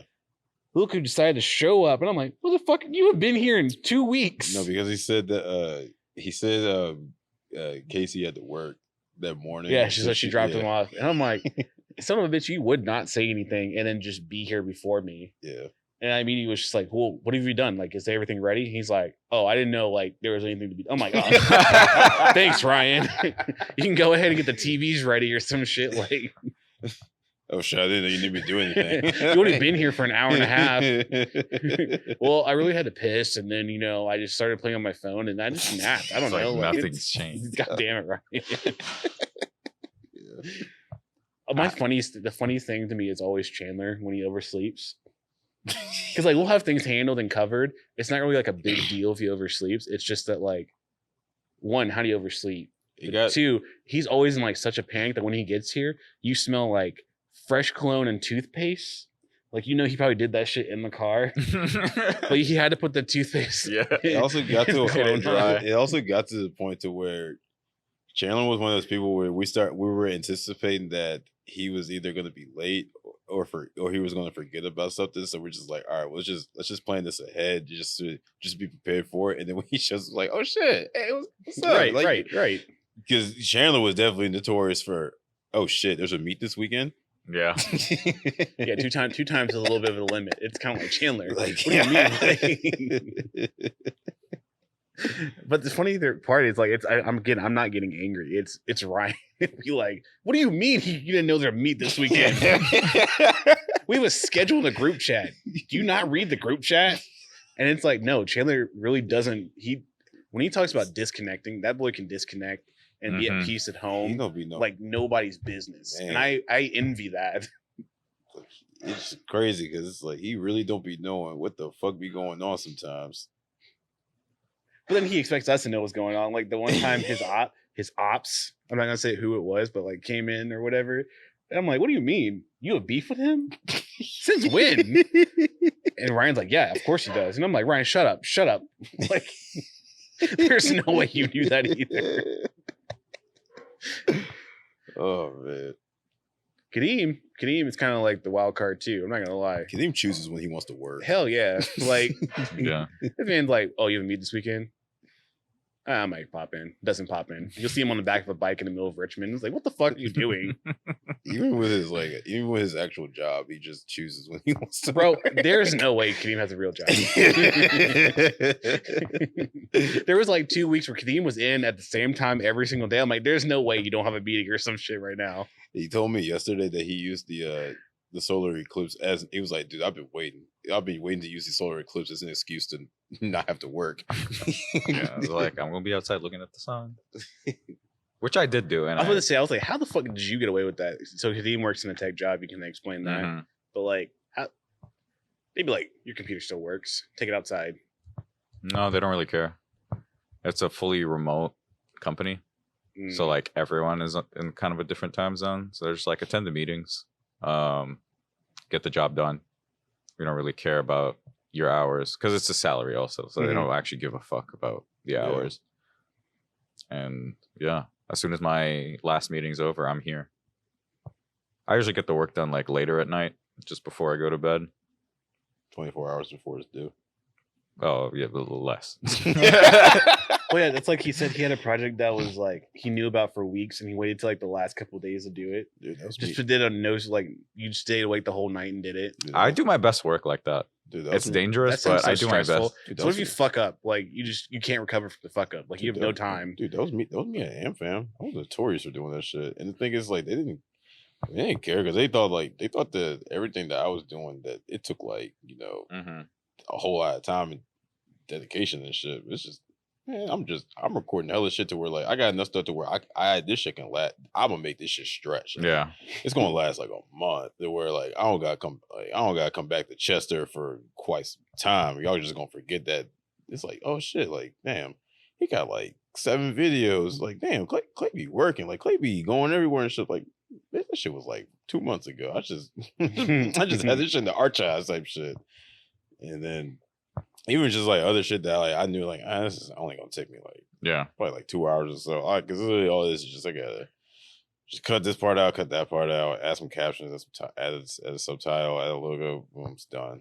There will be some weeks where there's like some high priority Yeah. thing comes down the line, and like I'll literally go ghost for a week. But for the most part, the only thing that actually did take like a whole bunch of like all kind of like some time and dedication to it was when there would be just like individual stories of like certain members and stuff. Because that's actually like I'm making like a mini doc of that type shit. To where it's like a good like 5 to 8 minute video, and that's where I got get into my bag about like creating like kind of like a doc kind of style kind of shit. So, also for me, it's like it's not like I don't do the work, but if I have the option to step out of the house while it's still daylight out, I'm stepping out the fucking house. Yeah, like there's nothing worse for me than like leaving the house and it's dark. I woke up, stayed in the house. The first time I step out the house, it's dark. I can't do that. Nighttime. I have to get like the day's over. Immediately. People, like, the people. Only being here have I ever pushed things off? Like there's a couple like pretty important documents and stuff I need to get done, but it's like I can't get this done without this getting done. Yeah. And like right now, it's like if I don't get my tax form done by my tax accountant, it's like, well, I can't do these other 6 forms, so. Looks like it's going to just be a late fee to this time, and you'll get that late fee when it's later. Yeah, that's kind of me right now because I got a meeting. I got a meeting with them Friday, and so it's like I missed mine last week, so I rescheduled for this Thursday. That first one, I told you I kept putting that bitch off. Like it was supposed to be like I scheduled it, and it was like. I'll talk to them tomorrow. And I rescheduled it like 3 times. And then so I finally had the meeting with them. And it's like, all right, now I have to talk to like actually like, start doing the filing and shit Friday and shit. So yeah. But before I was literally just kept pushing it off and off. It's like, I'll get to it. Also, I'm glad they are responsible, like financial advisors, accountants, bookkeepers, and all that. It's like, because I could not do those jobs. Yeah. Like that's so much more timely and time consuming. Yeah, because it's just like, all right, what do you need? W-2, all right, cool. W-9s, all right, got you. All right, so get that from Tristan, blah blah, and them and shit, and then put that over, and then make sure I got this 1099, that 1099. All right, cool, do that. Y'all handle it. Thank you. Right. Yeah. Which we're in the market now for a new bookkeeper actually, because I didn't want to keep paying that much money. Yeah. 500 beans a month is a lot of money for someone. 500 a month? Yeah. To record what we're doing day to day. Uh-huh. And it's like it's automated now through QuickBooks. It's not I thought you always did that shit yourself. So I did for the first year. Yeah. And like, man, boy's a genius. I got a big ass return last year. Went right back into the gym though. But like this year I'm like, just don't make me pay taxes, please. I got a fat return this year. It's because you're a normal person, though. Yeah. Not just actually like a real business and not just a massive amount of debt that I can claim. It's like, there's even a little bit of profit. I'm getting taxed. Yeah. Just you wait, buddy. Oh, I know. I got my favorite fucking pockets. That's low-key why I've been like putting it. That's why I've been like putting the tax deadline. It's the 15th. Yeah, I know. You need to file an extension before then. Yep. I need to help my brother do his taxes. He hasn't done it yet. Your brother's like 10. Why does he need to do taxes? He works. He's 19. He works. You better just send. Well, I don't send him tax layer or none, but just send him to the IRS website. What do you mean? Like irs.gov. Yeah. They literally just go on there and they'll file your taxes for free. Yeah. It'll take longer, but like it's free. Not like free and we'll charge you $90 for at the end. Yeah. Sack of shit, this country. What the fuck am I getting taxed for taxes that have already been taken out of everything? Can I write off my tax expenses? The cost to file my taxes? I'm sure it's probably so. Honestly, like our tax accountant this year is writing off our like meals that we get here. It's like when I buy everybody donuts or like, hey guys, we're gonna eat pizza on Pi Day, like I can write off as a staff meal, and it's like there's a 70% deduction off of that, and it's like, oh, that's sweet. It's a cool thing to learn. So that's why you be bringing food in here sometimes. Just special occasion, yeah. Yeah. Other times we don't do groceries at home, so like, gotta eat. Yeah. Dog. So we had the Mexican joint right beside us. Yeah. Are they open? Latin Quarter is what the name of it is. They are dine out only right now, and I had But like they a are burrito. operating. Yes. Okay. I had a burrito and the yuca fries. Shit slapped. There's like this green sauce over there on the counter. Fantastic. I was wondering where those are from. Fantastic. The other one came from Jose. Jose got this like enchilada and plantain chips. Yeah. Can I go in there and order right now? You can use DoorDash. Okay. And then when it says it's ready, you'll pick it up. I might do that. It is really good. I think like for me and Jose to eat both, we got a couple items was like $22. Okay. So fairly inexpensive. When do you think they're gonna open? He said like a week and a half. Okay. Interesting. Right on time for Cinco de Mayo. He said he actually put some items on the menu for us as well, like higher protein items. No shit. Swear to God, I met him The Chaos Lab before special. Shamrock. So he was a teacher in the area, and he taught a couple of our members. Yeah. So I went over there when I met him, and I was like, "Hey, like, do you know these guys? They're not kids anymore, but like." He's like, "Oh yeah, like I know David, I know Ray, and I know Alan, and all of them." He's like, "Since you guys are like a gym and like a heavy lifting gym, not like a Pilates studio or anything, like I'll add some high protein things on here." Interesting. And I'm like, "Bet." And that shredded chicken was gas. I think it was like marinated. Yeah. Oh, sex. I'm gonna literally order something right after this. That shit was sex. Yeah. Yeah, like I liked Yum V's, the vegan place we had beside here, but I'm way happier about Latin Quarter. That's for damn sure. Yeah. I mean, you were still eating like at Yumby's quite a few times. When they were open. Yeah. Because it was always hard to. You never knew when exactly they were open because their hours are just always fluctuating and stuff. I mean, there's just a little option.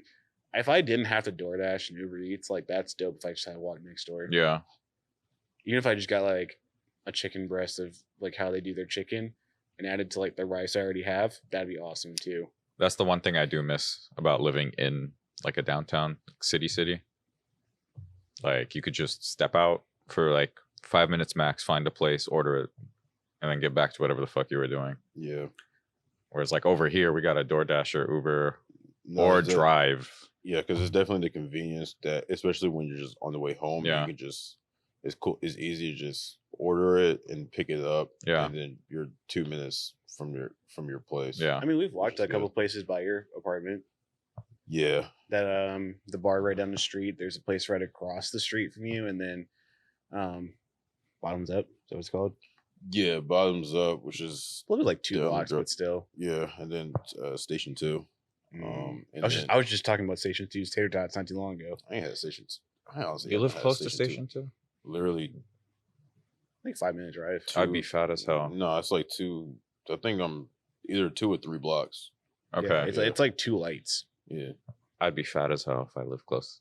I mean, it was definitely not cheap. I'd still be fat as it hell. was definitely it was definitely one of those things that Laurel and I really got really like heavy into it during COVID. Yeah. Because it was just like, fuck it. Every day, like, damn, I don't feel like cooking again tonight. Fuck it, Station 2. Yeah. Even just like it's the weekend. Inflation hadn't hit yet. Yeah, but even now, it got to a point where it's just like, shit, it's the weekend. Fuck it, Station 2. It's just, it was good to just.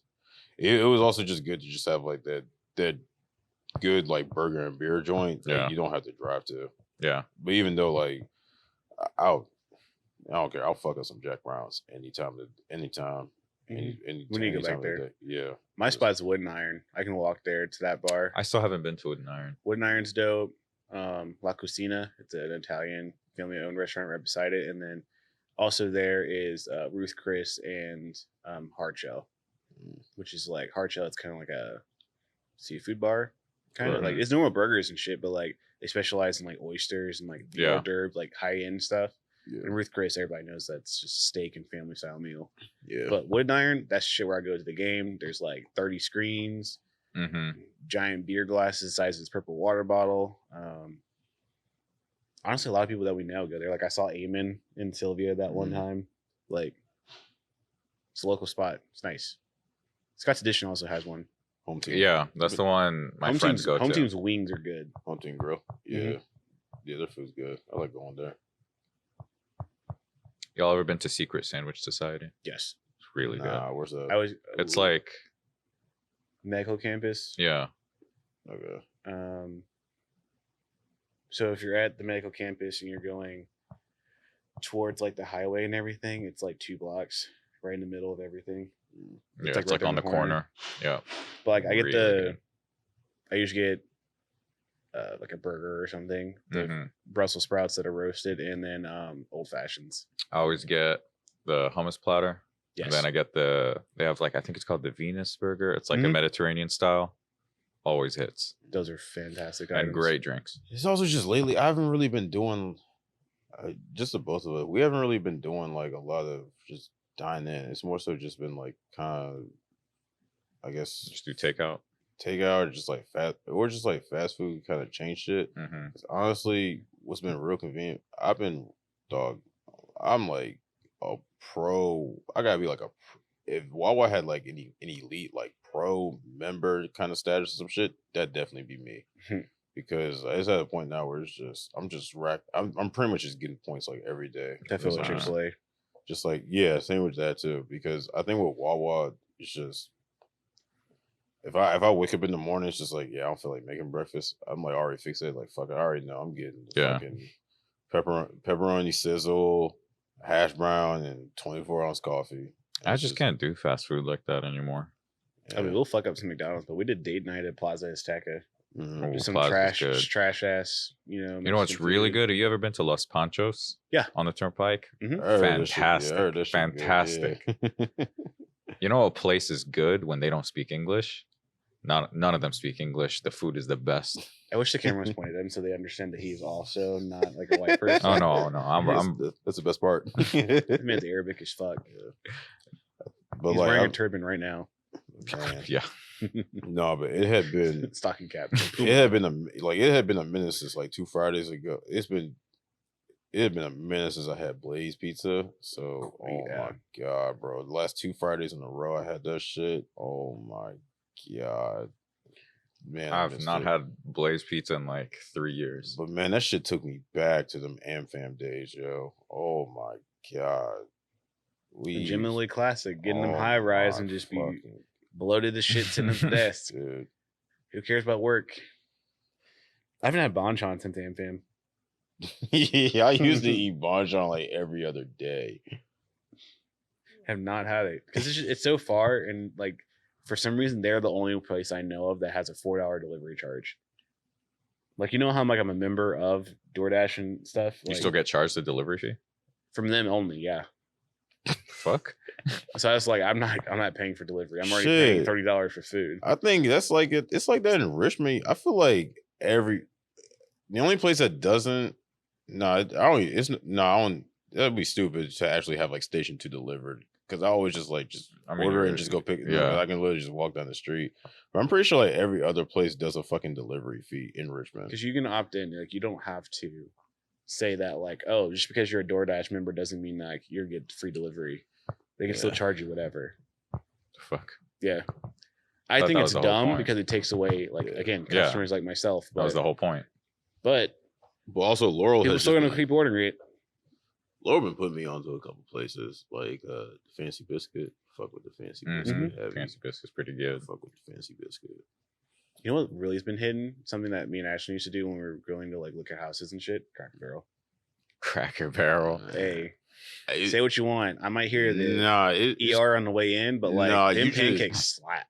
I think you just gotta find like the one meal that fits you perfectly, and it's like, all right, you're good. Because I think for me, I didn't start off a Cracker Barrel fan because it's just, I don't know, I just didn't know what the fuck I liked from there. I didn't know what I was getting, but then I think it was Fuck, what is that shit? You know, I don't think I've ever actually had Cracker Barrel. We go to the Damn. one down on Hall Street, so like 10 minutes from here. I think, fuck, what the fuck would I get from Cracker Barrel? Probably like the All-Star thing, or like the Nah, home style one, I where it's think like it's a little like- bit of everything. I gotta look in the menu. I think it's kind of like, I think it's like the grandpa or some shit. Hold on. You mean the old timer? I think so. Crap. There's one called the old timer. That's what Ashton gets. What is it? It's like biscuits, gravy, eggs, bacon, and some other item I'm missing. Something else. They also have like donuts now, like the little donut balls that are covered in brown sugar and cinnamon. Oh, they all that. wildin'. Nah, they do that now. They have like little mini wildin'. pies too. Oh nah. They have a lot of little sweets and treats. Should bust. Again, I might hear ER on the way in, but it's well deserved. I'm fucking that food up. And it's like $8. Is it really? Yeah, like my plate, it's like $8. Damn. I just get a cup of coffee or some orange juice. It's like $2, and then the pancakes are $8. So it's like come out paying $20 for two people is fantastic. Grandma sampler. Grandma sampler? Yeah. What's in that? 2 pancakes, 2 eggs, sampling of bacon, sausage, and ham. Served with a choice of breakfast side. Yep. Yeah. Grandma sampler. Yeah, might have to do a chaos trip to fucking Cracker Cracker Barrel. Barrel. You fucking it up. Yep. Anyways, let's finish this off with one final question. Do you have anything, Clay? Breaking news. Yeah, the PR chalkboard. Yeah, that shit ain't happening, bro. I guess we'll just end off explaining that. I just think that after having a PR chalkboard and meeting so many gyms that have them, it's this. They never say updated. No. They show people who are either not there or they hit this like 6 years ago or some shit. Or the better thing is that people This is just my write be- whatever. This is my best squat in gym, but I've also hit this best bench in comp. So let's put this Right. one up. Yeah. You know what's a great way just to make sure you have goals and stuff to strive for? Look at open powerlifting. Yeah. Just keep that save tab open on open powerlifting and try to lessen the number of filters it takes in order to get to your name. If it takes like 12 filters to find out that you're so-and-so from Virginia in this weight class in this age group in this 1 year with this one lift, keep working harder. Yeah. Truly. Maybe one day you'll end up on the homepage and not have to scroll. Damn. It's just real. Yeah. It's just the same thing about state championships, or not state championships, state records. Like, cool, bro. You have state record. Make sure someone will take it. Hell, next meet, someone might take it. How many records do you have currently? 3 or 4. Really? I mean, it's USPA and Not real. yeah, as Ryan would say, it's not real. See if I do anything for WRPF. They expired. I think all of mine for WRPF would like all my lifts this meet would be, but like I have Reggie handling, so like I don't think he'll care, so it's fine. He's gonna look at me and be like, "Why would you want to put that as a record?" I'm like, "Yeah, you're right." You're just gonna crack jokes just the whole time. Just And I mean, like Andy is one of the more serious. Like he's a funny guy and makes Yeah. memes, but like he doesn't care about state records. Like dude squats 881 pounds for Yeah. reps. He doesn't care. Yeah. I'm in the same weight class as him. You know what? That's why I don't have a PR board because my fucking coach is a dog. yeah. But yeah, that's this episode of Controlled Chaos. Tune in next time when we have a little bit more serious talk with like mental health and other shit. Maybe even sex. I Maybe.